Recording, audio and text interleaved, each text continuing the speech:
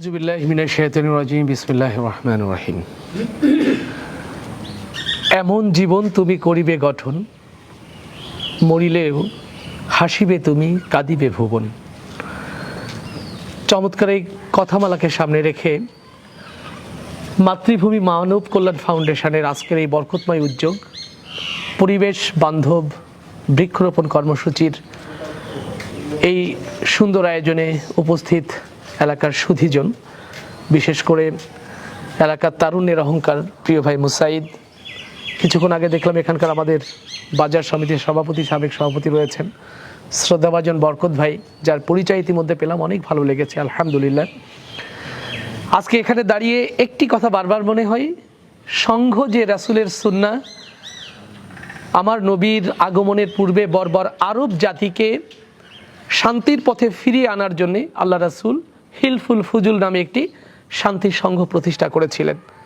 আলহামদুলিল্লাহ, সেই সুন্নাত ধারাবাহিকতায় আজকে ফতেপুর ইউনিয়নে মাতৃভূমি মানব কল্যাণ ফাউন্ডেশন তার অগ্রযাত্রা। আমরা মনে করতে পারি এটা হিলফুল ফুজুলেরই একটা অংশ। আলহামদুলিল্লাহ, আমি আশা করি এটা কেবলমাত্র এই নালিয়া গ্রাম বা নালিয়া বাজার বা ওয়ার্ড নয়, টোটাল ফতেপুরে একটি নতুন জাগরণ তৈরি করবে, ফতেপুরকে একটা সংস্কার করবে এবং একটা আধুনিক ফতেপুর তৈরি করার জন্য একটা সামাজিক আন্দোলন, সামাজিক বিপ্লব মাতৃভূমি মানব কল্যাণ ফাউন্ডেশন তৈরি করবে বলে আমরা বিশ্বাস করি। আমাদের প্রিয় ভাই এনামুল শাহ আজকে তারুণ্যের প্রতীক যারা, আলহামদুলিল্লাহ তাদের সুযোগ ছিল, সামর্থ্য ছিল এখানে অন্য কিছু করার, কিন্তু তারা এই পরিবেশ আন্দোলন শুরু করেছে, সামাজিক আন্দোলন শুরু করেছে। আল্লাহ তাআলা দরবারে তাদের জন্য অন্তর থেকে দোয়া করছি। আর নিঃসন্দেহে আজকে এখানে যারা অভিভাবক রয়েছেন তারা সৌভাগ্যবান, যারা বড় ভাই রয়েছেন তারা সৌভাগ্যবান, যারা বাবা রয়েছেন সৌভাগ্যবান যে আপনাদের সন্তানগুলো যখন নষ্টের পথ ছেড়ে ভালো কিছু বেছে নিচ্ছে, আপনারা এসে তাদের পাশে দাঁড়িয়েছেন। আমি বরকত ভাইকে খুব বিনয়ের সাথে বলবো, মাতৃভূমি এই ফাউন্ডেশনের রেজিস্ট্রেশন সহ যতটুকু সরকারি বেসরকারি অনুদানের জন্য ওয়ে তৈরি করা যায়, বড় ভাই হিসাবে ইনশাল্লাহ তাদের পাশে থাকবেন।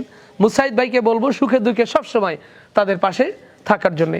ইকবাল ভাই আমার ছাত্র জীবনের বন্ধু, আমরা কাছাকাছি সময়ে যশোরে লেখাপড়া এবং বিভিন্ন ছাত্র সংগঠনের সাথে আমরা সম্পৃক্ত ছিলাম। আলহামদুলিল্লাহ, এই কাজটা কেন বরকতময় হবে? আল্লাহর কাছে সব কাজ কিন্তু পৌঁছায় না। আমরা যদি মনে করি যে এটা ভালো কাজ করলাম, এটা পৌঁছে যাবে না, আল্লাহ তাআলার কাছে পৌঁছায় সেই কাজটা যেটা আমলে সলেহা হয়, যে কাজের পেছনে কিছু প্রত্যাশা থাকে না। আলহামদুলিল্লাহ, আমার যদি ভুল না হয়, এখানে যে গাছ, আমলা গাছ তারা লাগাবে, কেউ নিয়াত করেনি যে এই আমলা হলে আমি এখান থেকে পেড়ে নিয়ে বাড়িতে যাব। তার মানে এখানে কারোর নিজের কিছু প্রাপ্তির ইচ্ছা নেই। এটাই হচ্ছে আমলে সলেহা।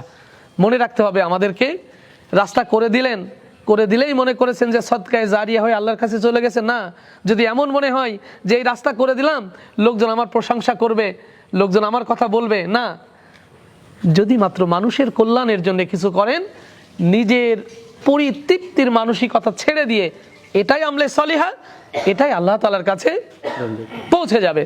আমি মনে করছি মাতৃভূমি এই যে মানব কল্যাণ ফাউন্ডেশন যেটা করছে, নিঃসন্দেহে এটা আমলে সলেহা হিসাবে তারা করছে।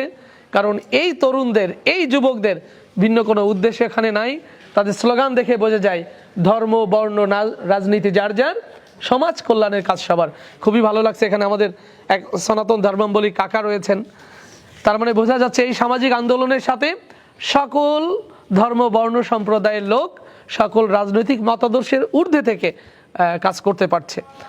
মালয়েশিয়া থেকে আমাদের আরেকটি ছোট ভাই, কি জানো ওর নাম, আলী হাসান, আলহামদুলিল্লাহ এই মানব কল্যাণের যে স্বপ্ন নিয়ে অনেক কথা আমাকে শুনিয়েছে।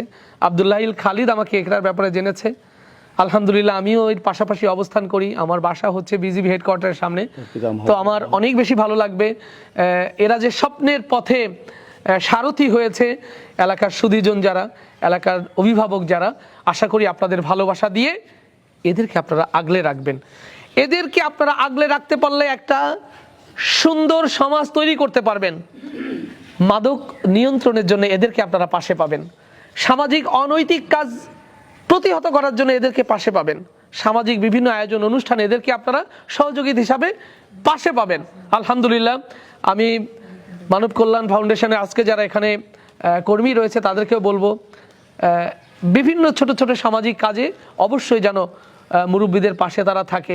একটা অসহায় লোক তার মেয়ে বিয়ে দিতে পারছে না, তার মেয়েটা কি করে বিয়ে দিয়ে সহযোগিতা করা যায়, এলাকায় কোনো জায়গায় একটা রাস্তার সংস্কার করা দরকার, নিজ দায়িত্বে সেটা করা দরকার, বাজারের কোন সমস্যাটা সমাধান করা দরকার, নিজ দায়িত্বে সেগুলো মুরব্বীদের সাথে নিয়ে এগিয়ে যাবে।